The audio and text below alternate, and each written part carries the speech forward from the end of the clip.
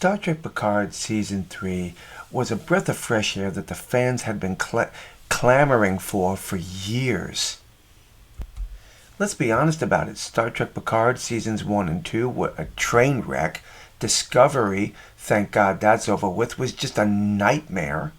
And as I've said before, Lower Decks is just something I can't get into.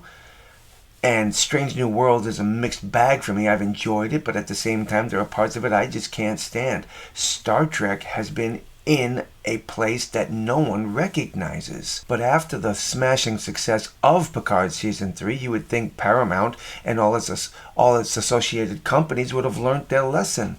But no, they haven't.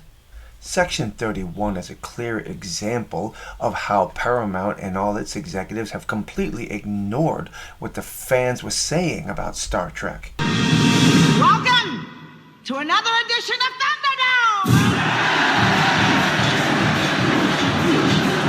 This movie feels more like you're watching a Mad Max post-apocalyptic style film than you are watching Star Trek.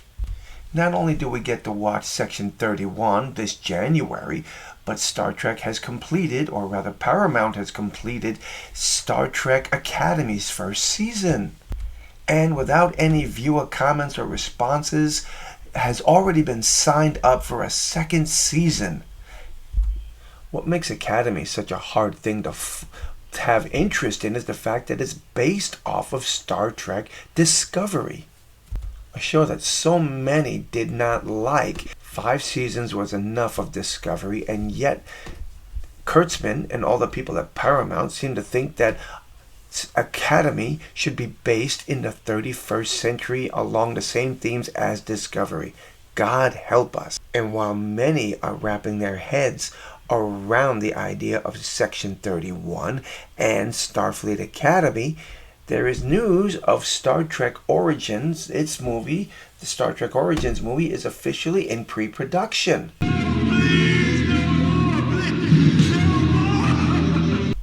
The Origin movie is supposedly set during the aftermath of humanity's first contact with aliens, but they've already played that out on the screen with Star Trek Nemesis. And it was a beautifully done film. Not too many people have found any fault with it. So why is there a reboot coming for a film that is by large one of Star Trek's best films ever? Well, let's clear this up a little bit. This is not Star Trek First Contact did not give us a story after what happened with First Contact. It told us a story of what happened to reach First Contact and how the Borg was trying to interfere with it. Should we be concerned? Absolutely we should be concerned, given how well the history of Star Trek has been taken care of in the past few years. Case in point, Star Trek Strange New Worlds is a prequel taking place in the Prime timeline, but so far it hasn't toyed too much with canon. Bullshit, I'm sorry. I have to call so much foul on this. It has majorly toyed with canon, and I don't want to keep going into this. It sounds like I'm being repetitious, but I just can't stand it when they're trying to softly put the butter on this uncooked bread when it's just really frozen butter ripping the heck out of the bread. The canon has been destroyed by Star Trek Strange New Worlds. Now, as you can tell, I'm skipping a lot in this article, but this part is very interesting. Reasonably, we can hope that the producers know about canon and how to follow it. But setting J.J. Abrams' films in another timeline prevents screw-ups to the Prime timeline. Well, let's think about this for a moment. Let's push J.J. aside for a moment. Reasonably, we can hope that the producers know all about the canon and how to follow it. There's no canon here. Really, what part of Star Trek has told us anything about what happened right after First Contact? We know a little bit about it, and I think that was in about 50 to 60 years. Disease would be gone from Earth and humanity would start uniting. But the struggles that have to take place in order for that to happen, my God, a lot of the world was wiped out by the nuclear war.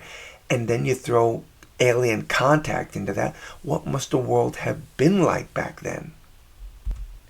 When it comes to franchises, I honestly believe that Star Trek is definitely in much better shape than Star Wars is. But the question is, there's damage, and are the fans willing to accept another Star Trek movie that resets the history of Star Trek? Because that's basically what we're doing here. Star Trek Origins is another reset into the beginnings of Star Trek. And will it erase the origins of Star Trek Enterprise?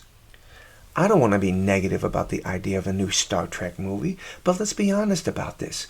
Star Trek's history has been violated, and the next film that comes along needs to show respect and try to repair the damage that has been done.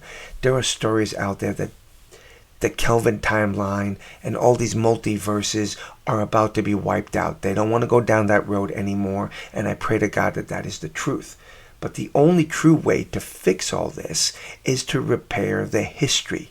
And the first step in repairing the history is to make sure that Strange New Worlds stops screwing with it. I would love to hear your thoughts and comments on this. Are you looking forward to seeing Section 31? What do you think about Star Trek Academy and Star Trek Origins? Many fans out there have washed their hands of Star Trek. I have hope that they're going to turn this around. But as I said before, as long as they continue to take from the history of the original Star Trek and rearrange it into Strange New Worlds, Star Trek itself is in trouble. So please, once again, drop those comments below and let me know. Until the next time, my friends, God bless.